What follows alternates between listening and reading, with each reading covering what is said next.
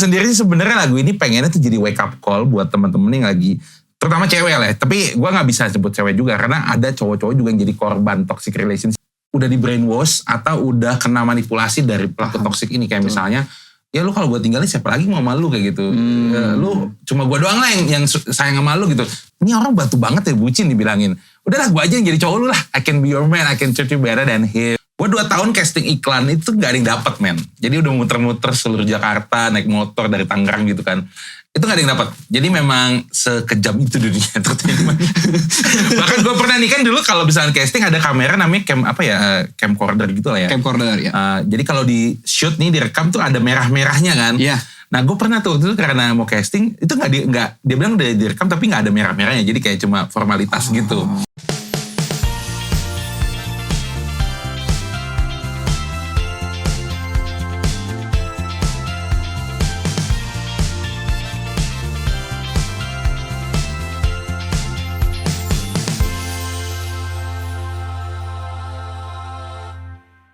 Hai semuanya, welcome back to Chamber Talks with Raffi Andika.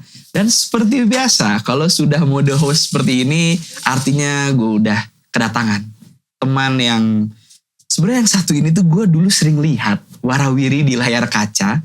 Tapi gue mau tanya, kenapa akhirnya beliau punya kesibukan baru sebagai seorang musisi? Nah ini salah satu teman yang menarik banget karena hari ini kita sudah kedatangan Ali Mensan. Halo. Halo Bang. Halo Raf. Wih, terima kasih lo udah datang ke sini Bang. Ya senang juga gue bisa main di sini. Alhamdulillah. Gimana kabar hari ini Bang? Baik. Abang kayaknya orang itu sangat positif vibes Bang ya. Dari kita ketemu di bawah sampai ke atas tadi, makanya aku bilang, Bang kita enaknya ngobrol di atas deh. Karena Abang itu dari aku dulu sering lihat Bang, sedikit sebelum kita masuk ke semuanya, entah aku tuh merasa Abang tuh sangat positif vibes gitu. Thank you. Jadi makanya pas ketemu tadi, cerah sekali auranya ya. Terima kasih loh Bang sudah berbagi energi positif bagi semua. Harus kita bagi-bagi. Bang Ali, sedang apa nih sebenarnya Bang Ali di Bandung yang ada kesibukan kah atau lagi liburan atau lagi gimana gitu? Ya yang tadi Raffi bilang kan lagi ke banting setir lah ke musik. Justru ke Bandung ini lagi rangkaian promoin lagu perdana. Oke. Sebenarnya kita juga sempat ketemu kan kemarin. Jadi memang udah keliling 2 minggu ini keliling Pulau Jawa sih lebih tepatnya. Karena gue awalnya dari Jakarta tuh 2 minggu lalu ke Surabaya dulu yang paling jauh. Itu road trip naik mobil kan. Jadi dari ke Surabaya cuma karena jauh banget. Jadi mampir sebentar ke Pekalongan cuma nginep semalam. And then Surabaya, lanjut Solo Klaten Jogja Muntilan, Semarang, Cirebon, baru terakhir di Bandung gitu. Wah ini muternya jauh-jauh banget. Itu Abang nyetir sama teman berdua gantian. Wah. Ya. Emang Abang seneng road trip sebenarnya Bang? Seneng sebelum promo lagu tahun lalu memang sempat road trip tapi ke Bali. Nah jadi tapi lebih jauh banget dan itu capek. Iya betul. Itu kan lewat kapal laut Bang. Iya. Apalagi ada sampai Surabaya sana kan tolnya udah gak ada tol ya, jalanan provinsi kan. Betul. Yang mana cuma 2 jalur doang lah itu PR banget, banyak truk segala macam kan gitu. Dan ini kan Abang berarti dalam rangka promosi ini, Abang juga sambil road trip tadi. Yes. Perbedaan antara Abang road trip biasa sama road trip bermusik ini ada nggak misalnya satu agenda berbeda, misalnya di sini gue membawa diri sebagai musisi berarti gue harus menjaga vokal, gue nggak boleh kulineran berlebihan atau bagaimana gitu, ada nggak? Kalau itu ada lah sedikit karena kalau dulu kan kalau road trip ya udah jalan-jalan aja tujuannya kan. Cuma kalau di sini ya istirahatnya sih dibanyakin kayak misalkan nyampe tidur biasa kan jalan-jalan dulu nih ke tempat sampai mana nih kuliner. Nah, ini tahan dulu, tidur dulu. Besok setelah promo mungkin ada waktu baru melipir ke kuliner terdekat doang. Jadi gak nyari khusus kuliner aja, tapi fokusin ke promo musiknya gitu.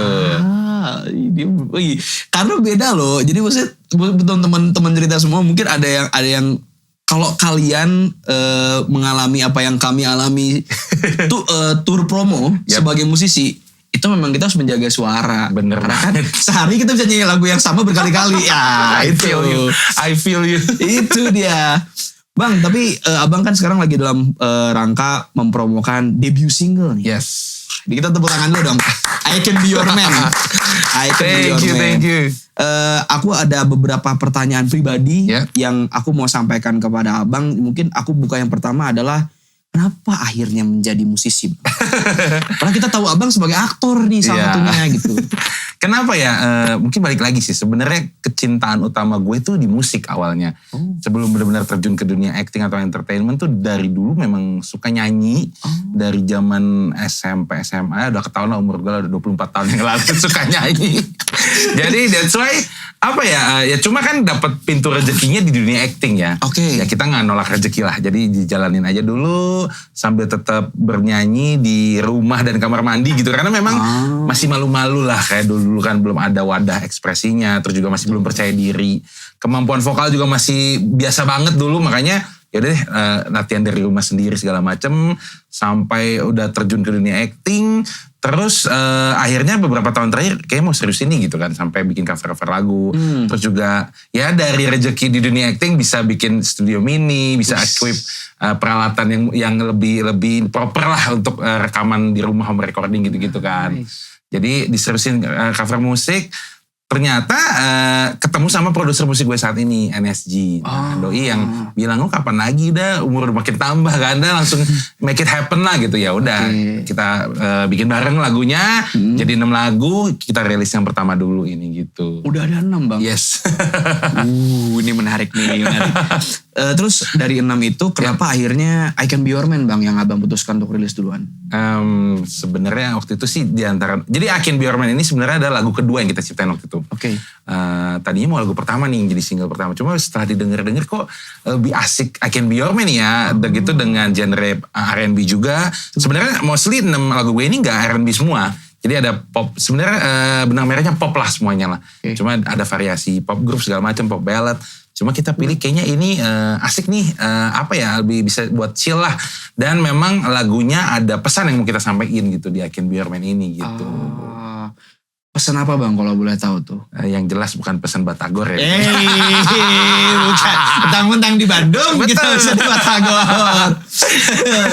Pesannya sendiri sih sebenarnya lagu ini pengennya tuh jadi wake up call buat teman-teman yang lagi, terutama cewek lah. Tapi gue nggak bisa sebut cewek juga karena ada cowok-cowok juga yang jadi korban toxic relationship. Ya ada lah, nggak selamanya cewek. Tapi yang kita lihat kasusnya kebanyakan cewek jadi korban entah itu toxic relationship atau abusive relationship. Jadi pengen ini jadi wake up call buat teman-teman yang lagi trap di sana biar bangun lari dari hubungan itu gitu. Jangan mau menyiksa diri di dalam hubungan itu gitu. Jadi pesannya sih pengennya disampaikan kayak gitu. Itu cukup deep dan lebih mudah aku pahami lewat si MV. Jujur ya bang. Ya. Karena ketika aku dengar awalnya ini adalah sebuah lagu romantis. Ya. Liriknya tuh mau menggiring. Kayak mau nembak ya. Iya. Tapi pas aku lihat visualisasinya. Ya. Loh kok pas dinner ceweknya gitu kan. Ya. Terus memang I Can Be Your Man ini tadi abang sampaikan. Abang tulis bareng sama produser NSG. Gimana bang prosesnya pas nulis tuh? Prosesnya memang sebenarnya ini ide gue awalnya. Karena ini berangkat dari idenya lucu sih. Karena jadi gue dulu, ini bukan pengalaman pribadi gitu ya. Disclaimer. Kalian jangan ini dulu ya, taruh ya. Disclaimer ini bukan pengalaman pribadi ya. Kita kan musisi pasti nyiptain lagu gak harus dari pengalaman pribadi ya. Setuju. Kadang-kadang dari POV temen, bahkan temen gue ada yang nyiptain lagu dari orang nyebrang aja dia bisa jadiin lagu gitu. Dia pernah bikin. Nah ini berangkat dari curhatan temen yang satu circle gitu. Kebetulan cewek. Dia ya kita punya lah temen dimana yang satu circle ada 8 orang misalkan atau 6 orang. Ini satu ngilang nih, kalau udah pacaran tuh bucin ngilang kan. Nah kalau balik ya cuma curhat nangis-nangis gitu kan. Yang jelek-jelek gak enak-enak ke kita. Betul. Ya udah dia nangis-nangis ya, cowok gue kasar nih, gue dipukulin segala macem gitu kan. Jadi memang udah ke physical abuse lah. Terus ya kita sebagai temen ya nasihatin dong. Ya lu tinggalin aja, ngapain lu nyiksa diri sama cowok kayak gitu. Udah main fisik soalnya kan men. Kalau lu masih cekcokan biasa ya udahlah, itu masih bisa di work out kan. Tapi kalau udah fisik menurut gue itu udah fatal banget gitu kan. Akhirnya ya kita nasihatin udah tinggalin aja gitu ya. Itu buat for your own sake gitu kan. Terus si cewek dengerin, tapi minggu depannya balikan lagi ke cowok yang toxic itu. Ya kita gemes dong sebagai teman-teman ya kan. Kenapa sih ya? Kesel kan. Nah dari kekesalan dan kegemasan itu, idenya tuh kayak, ini orang batu banget ya bucin dibilangin. Udahlah gue aja yang jadi cowok lu lah. I can be your man, I can treat you better than him gitu. Meaningnya ke sana. Kurang lebih kayak gitu. Itu keren. Karena di lirik awalnya kan memang kayak si cowok ini bilang ya, gue ngedengerin lu curhat, nangis, sedih tuh kayak kayak kesian kayak pengen udahlah gue selamatin lu lah gitu. Oh, wih, ini tema yang jarang sebenarnya dibawa sih, Bang. Karena orang biasanya kan langsung ke ceweknya atau gimana. Ini tuh kayak sini gue selamatin deh. Lu kayak nggak pantas sama dia sama gue gitu. Oke, ini aku jadi kebayang. Berarti dalam proses itu abang berusaha menuangkan dengan meromantisasi kan, romanticize what's happening between abang dan teman itu gitu kan. Terus gimana sih NSG ini sebagai produser masukin beatnya, aransemennya itu gimana tuh? Kita saling brainstorm bareng sih. Jadi nggak cuma lirik, memang gue kasih ide ini, Doi juga masukin ide beberapa lirik, and then compose music. Kita juga kayak, kita mau apa nih genre-nya nih, beatnya ini ya, oke. Kita pilih bareng-bareng sih, kita benar-benar brainstorm bareng-bareng.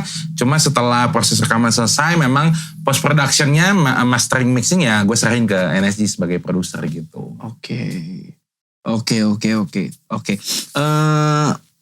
Abang berarti memang paham sama producing sebelumnya apa? Kecil-kecil lah, dikit-dikit. Karena merendah nih biasanya begini nih. Sebenarnya emang belum begitu paham. Tapi memang waktu itu kan, kebetulan gue kenal sama NSG ini, ketemunya lucu tahun 2019 itu, kita saling follow di Instagram kan.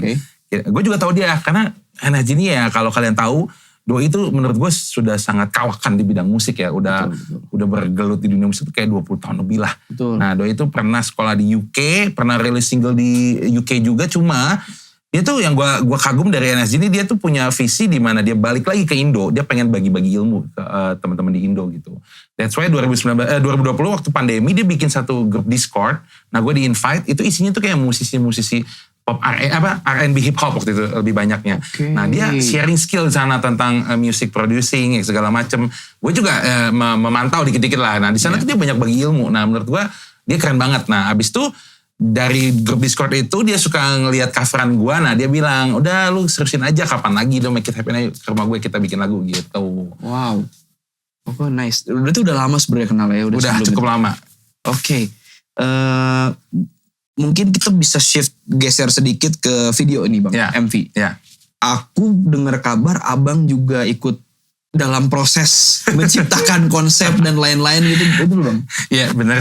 Wow, abang berarti segala bisa Bang, luar biasa loh ini loh. Tapi mungkin lebih ke privilege kebetulan karena kan pernah di dunia film dan sinetron kan.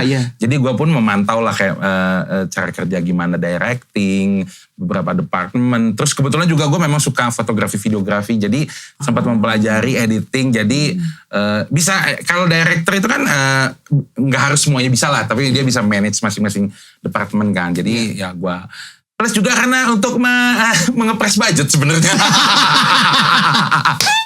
Jadi ya kita lakukan yang udah ada pengalamannya Bang, gitu. Aku suka statement itu Bang. Aku suka statement itu. You feel me right? Iya, aku pernah begitu soalnya. MV aku ada yang pernah begitu. Orang nanya kan ini kenapa? Iya itu sebaiknya diceritakan lewat POV. Benar, tapi alasan kedua dan alasan yang sebenarnya itu paling utama. Budget. Oke. Dan akhirnya abang bisa merealisasikan itu. At the end, in the end abang punya I Can Be Your Man dengan MV-nya. Itu gimana bang rasanya? Wah seneng banget lah. Pasti semua apa ya. Menurut gue, apalagi gue kan baru banget nih di dunia musik ya. Ini yang benar-benar like I've been dreaming of gitu kan. Dari 24 tahun gue suka nyanyi. Terus bisa cover and then punya ibaratnya bayi sendiri nih kan. Yang bikin sendiri lagunya. And then music videonya juga.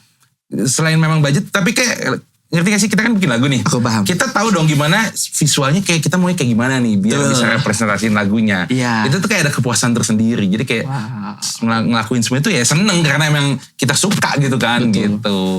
Nice. Abang berarti emang senang seni ya sebenarnya. Ya kurang lebih gitulah. Mungkin satu pesan terakhir bang mengenai I Can Be Your Man. Misalnya dengerin di mana atau misalnya harapan abang tentang single ini boleh di teman-teman cerita sebelah sini. Teman-teman cerita boleh dengerin single perdana saya I Can Be Your Man dari Alimensan. Udah tersedia di semua platform musik digital, ada Spotify, Apple Music, YouTube Music, bahkan teman cerita udah bisa pakai soundnya di Instagram dan TikTok sudah ada. Music videonya juga sudah tersedia di YouTube channel saya Alimensan. Terus harapan kedepannya pasti sama lah buat semua musisi. Gue yakin kayak pengen banget lagunya tuh didengerin sama sebanyak-banyaknya orang. Yang terutama mungkin buat gue pribadi pengen pesannya itu nyampe ke teman-teman, apalagi kalian-kalian yang masih trap di toxic relationship, karena menurut gue ya mereka tuh trap kadang-kadang bukan karena bucin doang, kan orang ngeliat lu bucin banget sih, tapi gue melihat beberapa kasus tuh kayak mereka tuh trap karena udah di brainwash atau udah kena manipulasi dari pelaku toxic ini, kayak misalnya ya lu kalau gue tinggalin siapa lagi mau sama lu kayak gitu, lu cuma gue doang lah yang sayang sama lu gitu, sampai tuh kena self esteem si cewek kayak gue apa ada yang mau ya kayak gitu kan, kayak gue berharga gak ya kayak gitu-gitu ya, gue masih ada yang cintain gak kayak gitu. Menurut gue kayak gitu yang sangat bahaya untuk terjebak di hubungan kayak gitu. Makanya sadar, bangun. Kenapa? Karena menurut gue nih di dunia ini kan ada 8 miliar manusia minimal kan. Betul. Minimal ada 4 miliar laki-laki men. Masa sih gak ada satu yang lebih baik daripada yang nyakitin lu itu. Betul. Gitu. Wow. Pengen pesannya tuh nyampe ke yang dengerin dan nonton musik videonya. Wah, keren.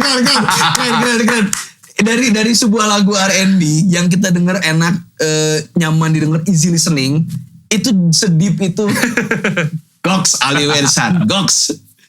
Abang, sekarang kita mungkin akan ngobrol hal-hal yang lebih ringan lagi, tapi sambil ngobrol, ya, kita ada snack dari Lenis Teras.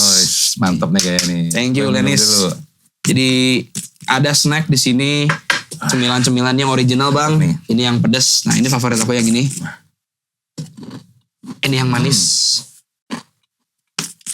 Snack ala Oma ya? Snack ala Oma. Karena ini kan ada ini kayaknya omanya. Historikalnya karena bikinan Oma sendiri gitu kayaknya. Ceritanya sih nyenggol-nyenggol ke sana sebenarnya. Kalau Lenis Teras itu kan si omanya itu punya resep. Akhirnya cucu-cucunya kayak nge-twist resepnya itu dimodernisasi ceritanya si Lenis itu. Okay. Makanya salah satunya snack-snack ini. Makanya sambil nunggu orderan apa semua bisa, kalau ke Lenis bisa makan snack ala Oma. Yes, mantap nih, mantap. Enak bener. Bang, aku mau nanya satu bang. Boleh. Sebelum kita ke musik nih bang. Abang itu kan sebetulnya yang aku tahu dulu, abang sempat sebut juga acting bang. Acting dan senang banget sama filmografi, videografi apa segala macam. Tapi before all that, musik dulu apa ketertarikan sama visual dulu bang? Ketertarikannya ya? Iya. Sebenarnya gue juga lupa ya. Karena udah cukup lama, usia udah bertambah. Mungkin menurut gue pribadi, kayaknya dulu kan zaman dulu tuh, zamannya gue, media yang masih terpapar buat kita-kita tuh televisi, kan, radio. Jadi belum ada digital banget sekarang. Dan itu televisi tuh sangat menyita perhatian anak-anak zaman dulu. Dan pengaruhnya sangat besar menurut gue. Nah dari media itu kita suka nonton musik, segala macam. Itu mungkin yang mempengaruhi gue untuk suka sama musik. Nah tapi gue juga gak tahu ya apakah visual gue juga terpengaruh. Cuma yang gue rasakan kayaknya gue lebih suka musik dari awal kecil gitu. Suka nyanyi-nyanyi dengan yang waktu itu media tampilkan. Dari situ gue suka nyanyi di rumah. Tapi memang masih malu-malu karena memang belum berani mengekspresikan diri gitu-gitu. Jadi kalau boleh dibilang memang awalnya tuh musik yang kayaknya udah possess me gitu dari kecil gitu. Dibanding visual yang, karena visual ini sebenarnya jalannya juga kebetulan sih. Awalnya tuh gue kan SMK ya, jurusan akuntansi. Tadinya tuh pengen siap kerja, karena setelah lulus SMK tuh pengennya kerja, bantuin bokap ya kan. Ternyata paman gue kuliahin, mau biayain kuliah, akhirnya gue pilih jurusan yang gampang, yang gak mikir, gak ada hitung-hitungan, gak ada fisika, gak ada kimia. Yaitu jurusan ilmu komunikasi. Ya, dimana itu kan menurut gue cuma nalar modal bacot doang. Ternyata di sana gue tuh memang gak ada bayangan buat ke dunia entertain. Jadi di sana tuh ya, as we know ya, yang gue tahu ya, jurusan ilmu komunikasi tuh anak-anaknya yang memang suka sama dunia entertainment. Di situ tuh kumpulan mereka-mereka yang ekstrovert suka sama dunia entertain lah. Nah disitulah gue ketemu koneksi-koneksi untuk casting iklan segala macem begitu. Kecemplungan di situ. Jadi memang untuk ketertarikan awalnya di musik banget. Gue sukanya nyanyi gitu. Memang kemudian ketika abang masuk ke dunia entertain, yang ter-highlight lebih vokal pada saat itu kan abang di visualnya gitu. Betul. Tapi sebenarnya abang tuh dari dulu sudah tertarik sama musik. Itu yang mungkin beberapa teman-teman juga belum familiar sama cerita itu. Belum tahu kayaknya. Karena gue memang nyanyi cuma di rumah doang kayak. Nggak ditampilkan, nggak diseriusin, bikin konten pun dulu kan ini udah tau lah gue tua banget karena gue mengikuti YouTube waktu awal muncul tuh tahun 2007 kalau nggak salah. Nah itu benar-benar gue bikin akun pertama, gue coba bikin cover itu dengan handphone seadanya lah, dengan kualitas seadanya, jadi memang nggak serius-serius banget, memang buat iseng-iseng nyanyi doang gitu. Itu tuh 2007 berarti logonya masih yang TV ya bang? Bener. dulu pernah punya iPod pertama kali, ada muncul tuh di logo YouTube yang lama sampai dia bertransformasi. Berarti abang pemain lama, bang. Wow, ini senior. Bukan ini. pemain lama sih, lebih ke usianya yang lama. Oke. Tapi memang musik itu ya aku bisa bilang bahwa aku juga mungkin tertarik musik bunyi-bunyian lah ya. Audio tuh dari umur yang sangat muda gitu.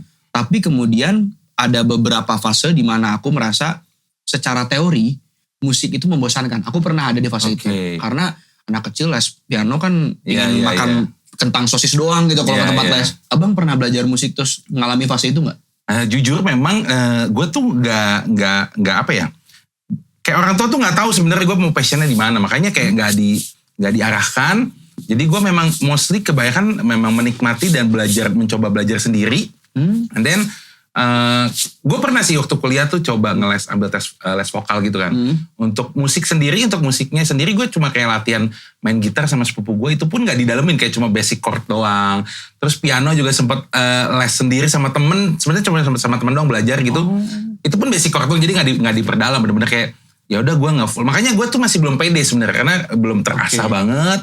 Ya skill nyanyi cuma segitu-gitu aja dan juga musikalitasnya juga belum terasa banget. Jadi makanya ketidakpercayaan diri itulah yang membuat gue nanti aja deh nanti. Akhirnya setelah gue coba terus asa, ya kebetulan dapet rezeki dari dunia acting, gue bisa mengasah lebih lagi gitu. Jadinya bisa siap. Ya udah yuk kapan lagi gitu. Gitu. Itu abang inget gak umur berapa tuh abang pertama kali kayak oke, gue pengen main gitar, gue pengen main keyboard, bro ajarin. Itu umur berapa? Itu belajar gitar SMP kelas 3 berarti sekitar umur 15-14 tahun lah ya. Nah terus belajar piano itu kalau gak salah pas kuliah berarti sekitar 23 atau 22 tahun lah. Gitu. Pernah manggung gak bang? Manggung, kalau manggung paling waktu itu gini sih, kayak temen merit misalkan, ini nyumbang lagu gitu, kayak gitu-gitu. Dan memang apa ya, sebelumnya tuh gue nge-MC juga, jadi memang sebelum ke entertain itu kayak radio kampus pernah, radio komersil pernah, jadi announcer, terus ke MC nyemplungnya, and then baru casting. Kan kalau nge-MC ya di panggung juga kan, nah itu beda, kalau misalnya gue nyanyi itu kayak, kepercayaan dirinya beda, makanya belum terbentuk untuk nyanyi waktu itu. Jadi cuma kalau teman minta nyanyi, gue nyanyi sekali, habis itu kayak demam panggungnya masih berasa gitu-gitu. Jadi memang belum terasa banget dulu untuk panggung-panggung gitu. Berarti manggung pensi gitu belum pernah mengalami pada saat itu. Pernah gak ya waktu itu ya, lupa gue. Paling kalaupun pernah kayak satu lagu nyumbang kayak lagu orang, nyanyi lagu orang kayak nyanyi gitu. Tapi nyanyi. Kayaknya pernah waktu itu zaman kuliah lagi acara kampus, event kampus gitulah. Ini ternyata ya. Jadi ya aku tuh jadi penasaran sama satu hal sih bang mengenai vokal kan. Abang nyanyi. Abang bilang abang belajar gitar. Abang belajar keyboard, piano gitu. Tapi abang gak pernah bilang abang belajar nyanyi. Itu berarti memang sangat melatih sendiri bang. Mostly sih. Cuma tadi kan gue bilang juga ada les vokal sempet. Abis selesai kuliah tuh kayak cuma 3 bulanan gue les vokal. Habis itu enggak deh, karena jauh banget. Waktu itu gue kan rumahnya di Tangerang, pokoknya jauh banget lah. Jadi kayak agak males gitu. Cuma akhirnya memang kebanyakan melatih otodidak. Karena menurut gue ya kalau nyanyi itu kan gak cuma ngandelin vokal ya. Teknik vokal, nafas segala macam. Tapi harus ngelatih hearing kebanyakan kan. Nah dari situ tuh ya lebih baik tuh kayak ngasah musikalitasnya dulu, hearingnya dulu. Nanti vokal mungkin menyusul bisa gitu. Another approach yang menarik gitu bang. Another approach mengenai musiknya menarik deh bang Ali ini ya. Ingat gak bang dulu mungkin ya maybe genre musik seperti apa yang paling nyantol gitu di bang Ali yang didengerin terus? Dulu ya apa ya? Waktu remaja sih gue dengerin kayak banyak kan pop music sih. Cuma waktu itu kan terpanya suka R&B kayak Chris Brown, Craig David, terus Pharrell Williams, Bruno Mars gitu-gitu. Jadi mungkin sedikit ke-influence kesini-sini gitu. Cuma itu zaman remaja. Cuma kesini-sini kan banyak bikin cover yang di Indonesia kan trennya sekarang tuh lebih banyak kayak lagu-lagu galau, balad ya kan. Ya kita bikin konten cover yang ngikutin pasar lah gitu kan. Jadi coba ke situ-situ terus ya udah waktu gue discuss sama NSG ya udah kita bikin jangan balad semua. Ini kan udah trennya ya. Lu kasih opsi yang berbeda lah. ya udah R&B aja lah kita kan. Gue dulu juga suka sama R&B gitu kan. Tapi tetap ada nyelipin satu ballad lah buat kebutuhan pasar. Itu yang saya tunggu. Karena ya sebagai musisi kita dituntut untuk kadang-kadang melepaskan idealisme. Waduh, apalagi aku Bang, aku curhat sedikit Bang. Boleh banget. Aku tuh kan produksi sendiri, belajar. Misalnya 2 tahun berkarir, akhirnya aku memberanikan diri untuk full produksi sendiri. Sama satu co-producer. Terus sempat ada omongan, kita mau bikin lagu yang kayak gimana nih? Iya. Karena aku punya banyak banget tulisan dan bayangan aransemen. Tapi ini harus jujur, ballad adalah pilihan terakhir. Karena aku merasa there's too much going on in this world yang ballad. Iya. Dan aku merasa ini butuh sentuhan sisi lain dari ballad yang mungkin R&B tapi in the form of medium beat. Iya. Macamnya. Tapi kemudian muncullah di benak saya otak industrinya. Nah, itulah yang peperangan terjadi di antara musisi ya. Gimana caranya membuat itu masih terdengar Raffi Andika, Ya. tapi tetap bisa di-enjoy oleh teman-teman semua, oleh semua yang menunggu dan mendengarkan. Akhirnya jadi satu lagu. Nanti aku coba tease ke abang dikit deh. Boleh. Dia, aku bisa bilang lagu galau, tapi aku kasih twist. Oke, jadi nggak terlalu galau, ada sentuhan beat-beatnya biar nggak terlalu galau banget lah kedengarannya gitu. Agak nyambung sama I Can Be Your Man, R&B gitu. Aku jujur ketika aku denger sound yang abang pakai, drumnya, ini mahal nih. ini soalnya gini, ada beberapa orang yang mencoba untuk masuk ke sound trap, tapi akhirnya jadi kurang, apa ya, bisa dibilang kurang wah gitu. Tapi ketika aku denger drumnya, kicknya, terus pilihan si clapnya, si snap clapnya, terus abis itu aku denger hi-hatnya. Oh ini mahal nih. Nah itu thanks to NSG sih dia, makanya gue bilang dia jenius banget sih, banget. Makanya gue bilang yang ini aja, oke. Gue lebih percaya sama lu, karena lu udah sangat kawakan. Jadi gue gila, tepuk tangan buat NSG lah. Mantap NSG. Tapi abang penasaran gak sih bang, kalau nih abang dikasih sebuah pilihan untuk produce semua sendiri, would you do it gitu? Someday mungkin. Oke. Karena kan gue juga masih merasa, wah ini I'm totally new di dunia ini kan. Jadi belum, apalagi untuk skill producing music juga gue belum menguasai banget. Jadi gue pasti butuh temen yang ngebantu lah untuk bikin. Cuma mungkin someday setelah gue udah produce berapa karya gitu kan, pasti udah terbiasa kan kita bikin. Pasti akan ada idealisme yang pengen diwujudkan sendiri semuanya gitu kan, tanpa intervensi. Yang ini aja bro lebih komersil gitu kan. Kan pengen lah itu menurut gue impian semua musisi gitu. Ketika udah stable ekonomi, jadi nggak peduli lah sama komersilnya nggak sih? Bang Ali ini adalah salah satu jawaban paling realistis yang pernah ada di podcast ini. Itu dia berusaha. Ujung-ujungnya kalau aku merasa berkesenian, mau itu musik, mau itu dalam acting atau visual, audio atau visual gitu, ujung-ujungnya kita mencari rezeki sambil menyenangkan hati. 100. Iya sih? Jadi kita sambil seru-seruan sambil tapi alhamdulillah dapat rezeki. Benar. Abang dapat rezeki untuk bisa memulai satu project dari project yang lain. Betul. Dan itu rasanya kan luar biasa bang, gembira gitu ya. Oh nice. Dan maka itu saya mau ngomong mengenai project yang sebelum musik ini. Apa tuh? Mungkin start dari abang berarti kenal entertainment dari kuliah tadi. Betul. Kenal sama teman-teman di dunia entertain, akhirnya abang casting segala macam. Ingat gak project pertama abang apa? Project pertama, makanya gue bingung sih scope entertainment apa nih ya. Yang tadi gue bilang, kalau mau lebih luas skopnya yang tadi gue udah bilang mulai dari radio kampus, radio MC ya kan. Kalau untuk yang benar-benar like entertainment di TV, jadi waktu itu kan 2006 itu seingat gue ya, gue coba pertama casting, itu jadi figuran waktu itu. Figuran iklan Gatsby, waktu itu Mbak Imwong masih, gue inget banget. Dan itu cuma dibayar 75.000 sehari. Jadi dari jam 6 sore sampai jam 6 malam. Jam 6 pagi. Jam 6 sore sampai jam 6 pagi. Nah dari situ tuh udah figuran 2 kali. kan kalau di tempat syuting tuh ada namanya agency ya, kayak Iya. small management lah. Iya. Dia yang cariin job gitu. Nah dia bilang, lu ngapain ke figuran, coba aja yang lebih oke lah posisinya kayak main talent segala macam kan. Ya udah, akhirnya dia tawarin tuh casting iklan. Gue 2 tahun casting iklan itu gak ada yang dapet men. Jadi udah muter-muter seluruh Jakarta, naik motor dari Tangerang gitu kan.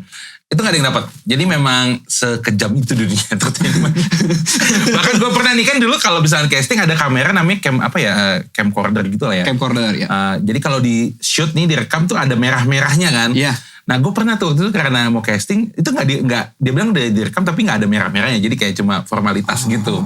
Itu pernah lah ngalamin kayak gitu. Nah and then udah 2 tahun gue casting nggak dapet, ada 1 dapet tapi kayak cuma FTV. Itu kayak supporting gitulah, kayak cuma ya kayak small role lah. Oke. And then nggak lama di 2009 baru iklan pertama gue yang memang gue main talent, itu kayak 1 iklan permen lah. Nah setelah iklan yang ya thank God dapetnya tuh yang ada yang cukup besar exposure-nya karena waktu itu lagi Ramadan dan Euro gitu. Jadi kayak iklan salah satu provider yang gue jadi kiper. Nah di situ cukup membuka pintu gue di dunia entertainment selanjutnya. Nah karena dari iklan itu jadi si penulis novel namanya Agnes Davoner ini lagi pengen filmin novelnya yang judulnya My Idiot Brother kan. Nah dari iklan itu tuh dia ngeliat kayaknya orang cocok nih buat meranin film yang akan novel yang akan difilmkan ini nih. Iya. Dia nyarilah kontak gue di Twitter gitu. Dia nyari kontak person, kayak ketemu kenalan, ya udah. Jadilah gue dapat film pertama gue di My Idiot Brother itu. Oh, itu film pertama? Yes. Gitu. Agak panjang sebenarnya story-nya ya. Tapi Bang Ali ini satu hal, karena kita ngomongin storytelling di sini ya. Kemampuan storytelling abang tuh oke loh Bang. Jadi abang bisa menyingkat atau memperpanjang sesuatu yang sesuai porsinya gitu. Iya. Apakah itu gara-gara ilmu komunikasi tadi? Kayaknya kayak gitu deh. Kayaknya seperti itu ya. Nah tadi aku mau kita flashback dikit. Ya. Berhenti di satu titik, iklan provider. Ya. Aku mau jujur, dulu karakter abang itu sering dimainkan di keluarga besar saya. Oh ya? Sering Bang. Om, bahkan ayah dan ibuku tahu sama yang namanya hub. Semua, gak ada yang gak tahu itu. Dan itu luar biasa fenomenalnya. Abang luar biasa, aku harus applause dulu. Abang memainkan karakter itu dengan luar biasa. Thank you. Dan apa ya, gimana sih Bang rasanya pada saat itu tiba-tiba duar gitu rasanya? Gimana ya rasanya waktu itu juga. Sebenarnya ini lucu banget waktu itu tuh. Yang saya ingat gue, kan gue dari casting iklan-iklan yang memang exposure-nya gak terlalu besar lah. Okay. Tiba-tiba waktu itu ada si agensi bilang, ikut casting iklan ini. Karena iklan ini tuh sebenarnya belum ketemu karakternya. Jadi kayak semua dipanggil. Kalau iklan itu kan ada kayak gini ya, misalkan iklan ini nyari kakek tua umur segini misalnya. Iya, Terus iya. ada yang, kalau gue kan pasti yang oriental agak gemuk gitu kan. biasa gitu. Iya, gitu. iya, iya. Nah ini gak ada. Dia bilang open casting lah untuk semua karakter. Jadi memang belum ketemu karakternya. Jadi ya udah gue coba ikut casting. Ya skripnya tentang jadi kiper gitu. Jadi ada berbagai macam karakter lah. Ada yang keribu, ada yang kurus, ada segala macam datang gitu. Jadi kita kayak gambling dengan banyak orang gitu, kayak ada ratusan yang ikut casting waktu itu. Yes, jadi ya udah akhirnya coba ya, ternyata gue masih gak nyangka ini sebesar itu gitu, karena gue pikir cuma iklan biasa gitu kan. Ternyata waktu itu mereka kontrak tuh kayak untuk 4 versi gitulah. Jadi selama ada campaign lah 4 bulan aja, syutingnya bareng langsung tapi jadi 4 versi gitu. Nah dari situ ya terus nggak taunya exposure memang besar. Mereka memang lagi ngadain campaign kan untuk Ramadan dan Euro segala macem, di mana-mana billboard segala macem. Ya gue juga seneng sih gitu kan, apalagi kan itu membuka pintu gue selanjutnya gitu. Jadi cukup seneng, apalagi waktu itu kayak ada roadshow, semacam roadshow dari si provider ini bersama Changcuters waktu itu kan. Yeah. Jadi Changcuters ada stage-nya, gue juga ikut di atas panggungnya sebagai maskotnya waktu itu gitu. Oh, itu. Jadi cukup seneng aja bisa jalan-jalan, bisa ketemu orang-orang. Happy lah, karena itu menurut gue salah satu jalan yang membuka gue ke dunia film, ke dunia sinetron gitu. Oke, kalau gitu ini nyambung sama satu curiosity aku selanjutnya. Apa tuh? Aku pernah punya beberapa teman di industri Ya, yang mereka sangat lekat akan karakter tertentu. oke. Sebutlah misalnya dia pernah main jadi anak kecil yang sangat terkenal. Ketika dia sudah dewasa, dia masih dipanggil sebagai karakter anak kecil itu. Oke. Misal. Terus ada seorang aktris yang sering disebut-sebut sebagai karakter dia yang jahat di sinetron tertentu. Misal, Iya. dia karakter jahat spesialis gitu bang. Ya. Dan ketika di dunia nyata sampai dia pernah cerita dicubit sama Ya. ibu-ibu sampai dijambakin segala macam. Abang ini kan sempat sangat fenomenal sebagai hub. Ya. Kalau abang sendiri gimana bang rasanya di mirip-miripin atau di apa bilangnya ya? Bukan asimilasi, apa sih pokoknya Stereotype lah. stereotipikan Iya. gitu, Nah. stereotipkan sebagai karakter itu di kehidupan sehari pernah nggak bang? Oke. Sebenarnya memang benar sih di dunia entertainment tuh, apalagi di dunia peran tuh banyak banget yang kayak, misalkan lu dapat peran ini nih, nextnya tuh lu akan ditawarin jadi peran itu lagi gitu. Typecast, Nah, ya kayak gitu-gitu. Kalau untungnya karena iklan, ini kan iklan ya, iklan hub ini sebenarnya jatuhnya tetap ke depannya tuh gue kayak di stereotipin kayak jadi komikal, ya kan kayak ya peran-peran yang lucu, yang komedi gitu kan. Iya. Sebenarnya gak masalah buat gue waktu itu. Cuma kan seiring bertambah waktu kita pengen coba yang lain lah gitu. Iya. Nah untungnya waktu itu setelah iklan ini tuh gue ditawarin yang My Idiot Brother. Jadi lebih serius lah gitu. Nah, cuma lucunya dari My Idiot Brother ini beberapa tuh project nawarin yang serupa. Jadi gue memerankan yang berkebutuhan khusus. Terus tapi ya gue gak mau terjebak dalam startup itu. Makanya gue jangan dulu deh gitu. Karena menurut gue apa ya, jadi gak berkembang nantinya ke depannya gitu. Nah kalau untuk di di masyarakat di stereotipin sih menurut gue gimana ya, bingung juga. Mungkin tuh karena udah exposure gede, ya itu sebagai resiko juga ya. Orang udah ngecap, oh ini yang ini kayak gini apa segala macem, ya itu udah resiko lah gitu. Menurut gue gitu sih.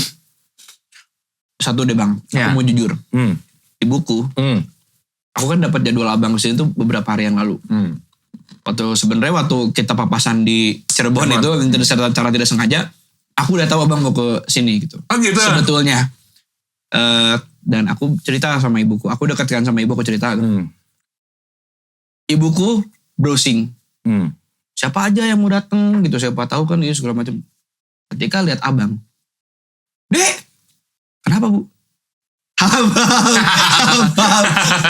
Iya, itu dia yang main iklannya bu. Tapi sekarang ngeluarin single, akhirnya denger single abang. Okay. Gitu. Oh, penyanyi juga gitu. Jadi ya itu, aku penasaran sih bang, karena abang tuh salah satu yang aku udah lama pengen ketemu dan mau nanya, Iya. gimana sih bang rasanya gitu di stereotipikan dengan, dan ternyata abang punya pandangan sendiri yang menurut aku sangat-sangat wise tentang ya sudah, that's the risk, Yes. but it's also a gift. Iya. Bisa membuka pintu selanjutnya. Benar sih. Jadi memang ya gimana ya, kan apapun yang kita kerja ini pasti adalah dua mata pisaunya gitu. Ya, kalau memang mau enaknya dong susah juga. Ini kan resikonya gitu. Memang udah resikonya di stereotipin kayak gitu. Sampai sekarang juga masih ada yang manggil-manggil hap-hap gitu. Oh ya? Iya. Sampai sekarang? Sampai sekarang. Wah kalian tolonglah. Dan Tolonglah. sebenarnya yang lucu sampai sekarang tuh kenapa? Karena kayak misalkan yang ngomong kayak gitu sekarang udah kuliah, udah SMA. Dulu nonton tuh masih SMP gitu. Jadi kayak mereka excited mungkin karena waktu SMP tuh gak ketemu gitu. Sekarang ketemu kayak gitu. Jadi kayak ya gak apa-apa sih, gue udah tua juga ya. Oh tapi memang salah duanya adalah ibu saya dan kakak saya. Itu taunya Bang Ali. Kalau abang tahu karena pernah nonton film Idiot Brother. Kalau terus abang tuh memang dulu karakter yang anggota keluarga yang suka memainkan karakter hub itu abang. Oke. Jadi ada nggak ya? Kayaknya nanti kalau ada abang aku ajak abang Boleh. ketemu langsung sama hub gitu. Bang Ali, abang itu kan banyak banget kesibukannya. Tadi acting, terus senang banget sama filmografi, videografi, fotografi, dan bahkan sekarang musik. Ya. Kan pasti abang ada fatigue-nya ya, Capeknya. Abang hobinya ngapain sih bang? Kalau di sela-sela kecapean itu. Betul. Ngapain ya? Main game kali biasanya. Main game. Biasalah game layar miring. Tara-tara MOBA. Oke. Ini yang dua huruf ya, M sama L itu ya? Iya. Oh! Player juga beliau.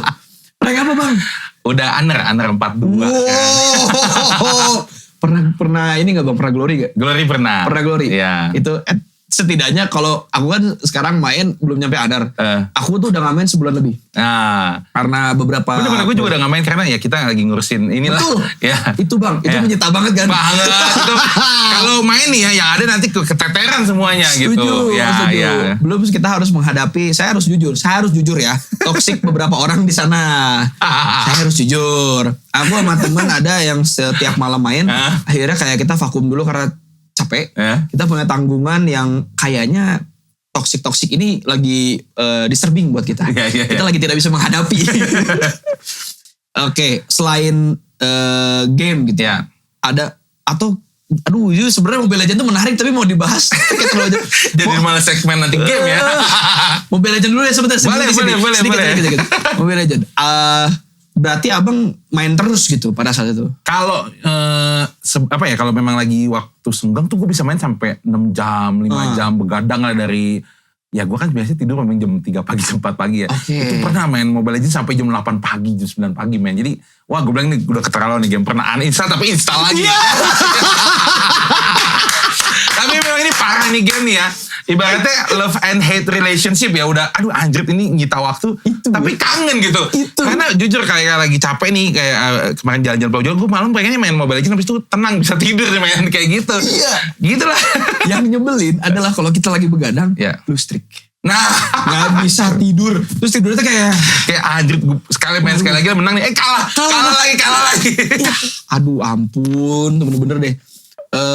Aku punya beberapa teman di industri musik yang kita suka main barengan lah gitu ya. Terus mereka juga mengeluhkannya sama, ketika lu strict, besoknya misalnya ada manggung atau segala macem, ke bawah ke moodnya ya. Iya, wah ini nggak boleh nih, ini kayak bahaya nih, gitu, terlalu toksik gitu. So aku nanya lah sama pemain, sebutlah Valorant gitu misalnya, atau pemain Apex. Terus mereka kayak, oh Mobile Legends itu setoksik itu. Kalian kadang-kadang minta digitak ya, sentil. Tak gitu. Tapi emang seru, Mobile Legends seru. Bisa kali ya Muntun? Bisa. Bisa kali ya Muntun? Ya kita berdua bisa lah di match nanti ya. Selain game nih bang, apa sih seorang Ali Mensan tuh kalau lagi bosen atau lagi capek gitu, apa sih nyari keseruan apa? Oh, paling gue kalau misalnya selain game tuh biasanya ya sukanya nonton, kayak nonton ke bioskop gitu. Karena gue juga jujur awal ke dunia acting tuh otodidak belajar acting tuh dari nonton film bioskop. Jadi dari nonton-nonton. Iya memang gue tuh nggak pernah kayak ikutan seminar acting cuma ngambil ilmu dikit. Tapi tuh kebanyakan dari gue nonton film-film yang memang kiblatnya Oscar gitu misalnya. Jadi acting mereka tuh kayak gini nih gitu. Beda sama mungkin kalau Indonesia kan, jadi kita kalau ngomongin entertainment Indonesia tuh ada kayak beberapa tier ya. Film, sinetron gitu kan. Nah, kalau film itu kayak lebih bergengsi kalau di Indonesia. Dan patokannya tuh kayak istilahnya namanya acting tuh realis gitu lah. Kalau sinetron tuh lebih yang as we know lah ya. Karena mereka kejar tayang jadi kualitas gak begitu diperhatikan gitu kan. Jadi ya udahlah seadanya selebay-lebaynya segala macam gitu. Nah gue berusaha waktu itu belajar acting patokannya harus dari yang film berkualitas nih. Kalau nggak nanti actingnya ya kalau gue ngikutin sinetron jadi sinetron nanti actingnya kayak gitu-gitu. Jadi gue suka banget nonton film di bioskop apalagi. Jadi sekaligus belajar juga banyak hal kan dari film. Selain acting, budaya segala macem. Bahkan fotografi sama videografi itu gue bisa belajar dari angle-angle di film segala macam sinematografinya gitu. Jadi nonton film di bioskop tuh sebagai hiburan, sebagai media belajar juga buat gue sih gitu. Terus kalau misalnya abang senang sinematografi, abang kalau lihat YouTube, lihat itu nggak banyak youtuber yang sekarang sudah mempraktekkan sinematografi itu gitu kan? Sekarang banyak tuh youtuber yang gradingnya wow gitu kan? Iya. Terus habis itu ada beberapa youtuber yang sangat-sangat mementingkan sinematografi. Dia kayak nulis skripnya, dia segala macam. Ada satu channel bang, mungkin abang tertarik mungkin tidak ya kalau abang senang. Gue tau deh kayaknya deh. Gaux Art, tau gak? Oh bukan, yang gue tau Aldo, tau gak sih Aldo gitu ada youtuber tuh dia keren banget tuh yang bisa sampai ngeditnya luar biasa lah gitu ya gak sih? Nah kalau Gaux gue belum pernah denger. Aldo, kayaknya familiar, ya Aldo. Ya tahu berarti. Iya. Biasanya editor-editor di belakang kamera tuh tahu buat acuan gitu. Iya. Gaux tuh ya bang, dia bukan hanya sinematografi, tapi storytelling. Gokil itu bang, tuh gokil banget. Ya itu memang berarti memang udah sepaket lah dia mikirin semuanya storytellingnya juga. Benar-benar satu konten dikemas biar apik sih gitu. Makanya mungkin itu bisa jadi kepikiran satu tiba-tiba nih. Abang tertarik nggak untuk bikin sesuatu yang sinematografi tapi di YouTube abang sendiri? Beberapa tuh gue pernah coba praktekin. Kayak dulu, zaman dulu kan, zaman dulu tuh abang. Gue kalau bikin cover lagu biasa kan, mungkin teman-teman biasa cover lagu ya udah bikin video di ruangan, udah. Dulu gue sempet pernah bikin cover tuh, gue iseng-iseng bikin kayak semacam video klip tapi cover gitu. Jadi di situ gue coba tuh praktekin lah dari editingnya. Aduh kalau ngedit ya teman-teman editor sama kalau ngedit tuh bisa 12 jam, bisa 15 jam ya ngasih pinggang sampai pegel kalau ngedit. Jadi memang apa ya, kadang-kadang gue perfeksionis coba mempraktekkan tuh sinematografinya segala macem. Cuma memang jujur sih gue harus akui karena gue juga banyak belajar editing dari tutorial di YouTube gitu kan. Tapi lebih enak memang punya tim. Jadi ada editor, kita bisa brainstorming, dia yang udah lebih expert, udah deh lu aja deh daripada pinggang gue pegel nontonin berulang-ulang tutorial YouTube gitu. Jadi memang enakan ada tim sih. Jadi buat kerja sendiri tuh sebenarnya agak sulit, mendingan kerja tim lebih seru gitu sih. Itu dia. Apalagi kalau kita tuh udah tahu kita mau ngapain gitu. Kayak aku sama teman-teman di belakang kamera, ada Faris, ada Cio, ada Pak Dias gitu, ada dulu yang lain. Kak Randi, itu kita semua tuh ngobrol, oke, gradingnya mau kayak gimana. Sampai, makanya kalau kalian nonton episode ini di grading teman-teman. Oleh Mr. Cio di belakang kamera, ini di grading gitu. Jadi nanti ini tuh bukan yang cuman kalau abang mungkin lebih paham bahasanya. Color correction. Coloring lah, di coloring ya. Ini bener-bener color grading semua, nanti kita akan di color grading. Dan itu tuh karena aku seneng nonton sama bang, film-film. Belajar, jadi kita bukan hanya hiburan tapi kita juga belajar tuh kayak nyesuaiin mata juga sih dengan taste warna, taste gradingnya dari nonton film sih kayak gitu sih. Itu dia bang. Ya, kita main game dulu bang. Boleh, apa tuh? Kita akan bukan Mobile Legends kan? Tapi teman aku ada yang main Mobile Legends pakai tab loh bang. Itu canggih banget itu. Tapi gue pernah main di tablet Apple gitu lah ya. Seru juga sih, gambarnya gede, cuma memang tangannya kayak susah mainnya gitu. Effort kan bang. Kalau secara visual lebih enak sih, enaknya gede ya, tapi ya effort tangan jarinya ini mesti jauh-jauh gitu kan. Buka mapnya bukan gini-gini. Bener. Jadi kita akan main game, namanya This or That. Oke. Jadi aku akan nanya, di pertanyaan itu ada 2 pilihan, abang boleh pilih salah satu, dan cerita sedikit. Kenapa. Oke. Yang pertama ya bang. Ya. Seorang Ali Mansan, kalau bikin lagu nih bang, setengah-setengah beresinnya, terus bisa lanjut ke yang lain, atau satu tuh langsung beres dulu nih gitu. Kebetulan ini happen banget nih kemarin sama NSG, kita bikinnya lompat-lompat. Jadi misalkan verse-nya dulu, udah gebu-gebu nih, ini harus keluar nih, verse-nya ini tentang ini, melodinya udah dapet. Aduh stuck nih, refnya apa ya? Aduh udah bikin yang baru dulu nih, kayak gitu. Jadi lompat-lompat. Iya. Oke. Tapi itu karena abang nulis bareng ya? Iya. Jadi prosesnya di situ ya? Karena gue kan sebelum bikin lagu ini, sebenarnya dulu zaman SMA pernah nulis lagu juga di buku lah. Zaman dulu belum ada digital, jadi di buku tulis kayak diary gitu, tapi lagu-lagu sama chord gitu kan. Itu enak, satu lagu bisa bikin sendiri karena kan kita kerja sendiri kan. Ketika berdua kan pasti ada beberapa ego yang diturunin, kita brainstorm bareng, ya ini jangan deh. Nah karena kebuntuan itu udahlah kita move dulu deh ke lagu lain kayak gitu. Kalau untuk pribadi gue memang lebih suka sih nyelesain semua satu lagu dulu ya, baru kita bikin lagu baru gitu. Terus nulisnya pakai gitar pas pertama nulis? Waktu SMA pakai gitar. Oke. Begitu ya teman-teman ya. Setengah-setengah karena itu kan saking serunya. Iya. Selanjutnya, saat perform, mendingan ada kesalahan teknis atau pita suara sakit? Waduh, ini berat nih. Waduh. Mending yang mana? Kalau memang tiba-tiba amit-amit min zalik harus terjadi. Pita suaranya maksudnya gimana nih? Tadi apa? Lagi nyanyi tiba-tiba gak enak gitu. Waduh. Sebenarnya dua-duanya fatal sih. Kalau kesalahan teknis itu benar-benar ya mempengaruhi mood juga kan. Betul. Bakal kacau nih. Terus juga ya kitanya juga yang penonton nggak mau tahu itu kesalahan teknis. Disangkanya kita dong. Betul. Nah mungkin gue lebih pilih kayaknya pita suara. Kenapa? Karena kalau misalkan kita nanti ada tim, ada backing vokal, dia bisa bantuin. Atau kita bisa lempar ke penonton. Gesturnya lucu aja ya. Oke. Selanjutnya nih bang. Ya. Tapi tadi ingin kesalahan teknis aku jadi kebuka sebuah luka lama bang. Pernah dulu. Aku mau cerita sedikit bang. Boleh. Aku pernah manggung di satu festival Ya. di satu kota lah ya, kota besar. Sequencernya Ya. lebih maju dibanding biasanya. Oke. Jadi aku punya single nama judulnya Picture You. Ya. Jadi ada your face, your gaze, your smile, your worth itu bareng. Ya. Tapi ini your face, your Jadi face. delay. Aduh. Ini gimana? Terus aku langsung ya show must go on. Iya. Akhirnya aku ngelirik ke yang megang itu sambil gestur gitu kan, satu sosok dalam hati gini. Yang benar.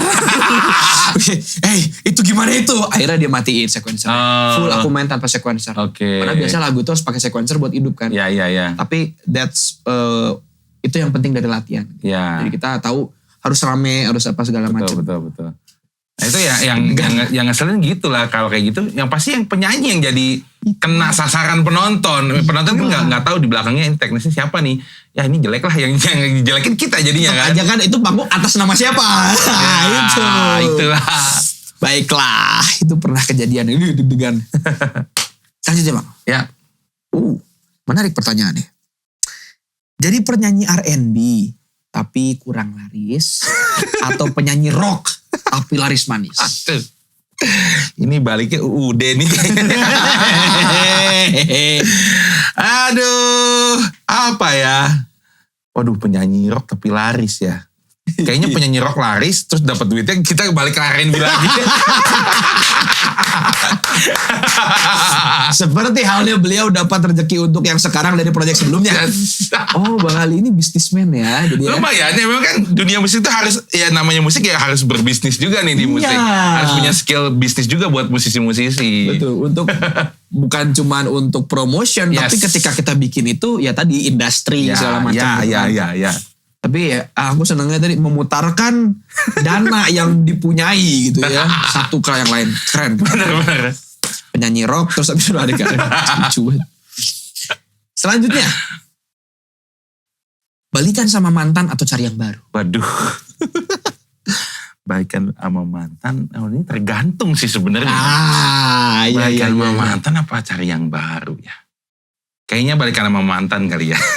Kalau ini ada kalaunya nih. Kalau ya kalau mantannya nggak parah-parah banget ya. Cuma kalau memang masih bisa di work out. Soalnya kalau yang cari yang baru tuh kayak, waduh capek banget ngulang lagi, penyesuaian lagi, belum tentu kayak yang dulu gitu kan.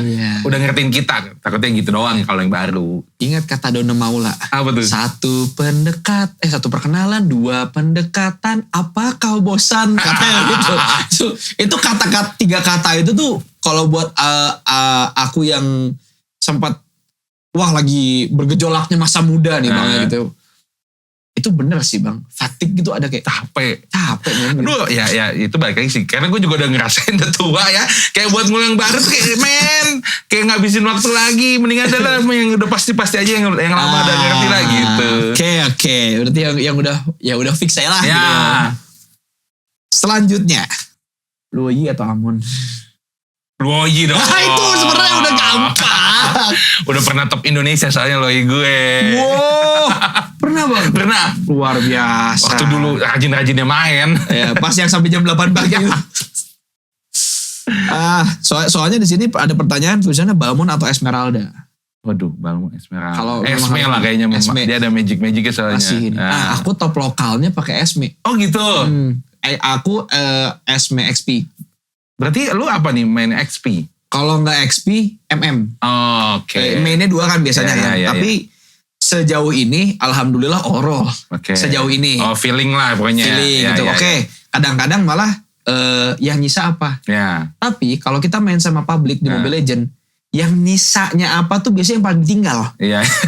Kayak gue udah berkorban buat lo temenin dong. Kalau gue pakai hyper, lu temenin gue dong. Setidaknya gitu loh. Ya itulah mengenai tadi toksiknya Mobile Legend. Tapi seru. Seru banget. Selanjutnya. Ya. Karena dua-duanya ini menonjol dari I Can Be Your Man. Yep. Aku mau punya satu pertanyaan. Ya. Kalau bikin lagu, kuatin di beatnya atau ke notasinya bang? Aduh. Kayaknya gue lebih prefer ke beatnya ya. Karena gak tahu kenapa gue lebih suka beatnya sih. Kayak ketika dengerin musik tuh beat tuh salah satu yang mempengaruhi menikmati musiknya kalau dari gue sih gitu sih. Betul. Jadi gue mungkin akan lebih ke beatnya gitu. Oke. Tapi kalau nulis kebayang aransemennya kayak gimana dulu baru ditempel lirik, apa lirik dulu terus tempel ke itu? Itu kadang-kadang Tergantung. benar. Kayak misalkan udah ada ide, oh ya udah liriknya dulu, ntar tinggal cari lagunya. Tapi ada juga yang kalau NSG bilang, udah kita pakai ini aja, lali, yang penting melodi udah ketemu dulu, baru masukin lirik gitu. Gitu. Jadi menulis lagu itu tidak terpatok. Yes. Oke, gue nulis liriknya Gak ada formulanya lah gitu. Gak ada formulanya. Itu nice point bang. Tidak ada formulanya. Nah sekarang satu pertanyaan terakhir. Ya. Rilis full album atau EP lah ya, album atau EP. Ya. Atau main film di Hollywood. Rilis album lah atau di Hollywood. Di Hollywood. Nah, jadi dikit lagi. Di Hollywood dulu abis itu kita rilis album. Ya benar, cuan ujung-ujungnya. Kan buat diputerin lagi. Buat idealisme. Lucu. Salah saya menanya seperti ini kepada Bang Ali Mensan salah. Karena beliau tuh sudah dari awal juga kan memutarkan dari rezeki di dunia acting, musik. Tadi gue gak denger Hollywoodnya, makanya gue langsung pilih album. Oh Hollywood, oke Hollywood dulu. Baru nanti album. Tapi itu satu poin menarik mengenai Bang Ali gitu. Karena Bang Ali ini tidak pernah kehabisan ide kayaknya. Kayaknya selalu muter. Kalau gue lagi mentok di sini, tapi abang tuh salah satu orang dengan pilihan yang cukup variatif sih bang. Kalau gue nggak bisa di sini, tapi ini gambaran aku ya bang. Ini sotoy aku aja. Abang tuh orangnya gini nggak? Ini gue nggak bisa di sini, gue harus bisa di sini. Gue harus cari di sini, gue harus cari di sini. Iya nggak? Kurang lebih kayak gitu sih. Cuma kayaknya sekarang ini kan tadi gitu-gitu. Gue udah ketemu nih end game-nya lah. Nah di musik nih gue pengen end game-nya gitu. Nice. Dan makanya itu kita doakan kesuksesan dan semua kelancaran dari Ali Mensan. Amin. Tepuk tangan dulu dong. Ali Mensan everybody. Ini seru sih ya. Apalagi jadi malah ngomong Mobile Legends. Bang, tapi sebelum kita berpisah dari episode ini. Jadi Chamber Talks dan Lenis Teras lewat Oma nih punya ucapan dan oleh-oleh khusus buat Bang Ali. Thank you Lenis sama Oma. Biar Ali Mensan kalau sedang di Bandung jangan lupa mampir di tempat Oma ya. Selalu ada makanan hangat dan minuman segar buat kamu. Can be your grandma. I hope it's not too cheesy. Salam hangat Oma. Oke Oma, yang penting gak bisa jadi grandma. I can be your man lah. Keren banget. Luar biasa banget Bang Ali. This has been fun. Sangat menyenangkan. Aku udah lama tidak menemukan orang yang main Mobile Legends segiat ini dan seindustri. Iya. Lancar-lancar untuk semua proyek-proyek Abang. Amin. Mudah-mudahan soon ya Bang ada single selanjutnya. Ada nanti 26 Juli single kedua. Pokoknya ini kan nanti pas tayang ya. Kalau misalnya ini sebelum 26 Juli, kalian tungguin 26 Juli ya. Yes. Nanti pokoknya udah ada single baru dari Bang Ali Mensan. Lancar-lancar terus dan sampai ketemu lagi Bang. Sampai ketemu lagi Raffi. Sukses buat kita semua ya. Amin. Segitu dulu untuk episode kali ini. Kalau kalian suka boleh like, share, komen, dan subscribe. Jangan lupa di komennya itu cerita apa yang kalian dapat dari ceritanya Bang Ali Mensan tadi. Siapa tahu aja relate sama kalian. Dan jangan lupa juga buat cek semua karya-karya Ali Mensan. Bukan hanya musiknya, tapi semua yang filmnya, ya iklan apa semua segala macam kalian bisa tonton di YouTube. I Can Be Your Man sudah tersedia di semua streaming platform. Jangan lupa di request di radio kesayangan kalian. Sampai ketemu di episode selanjutnya. Peace.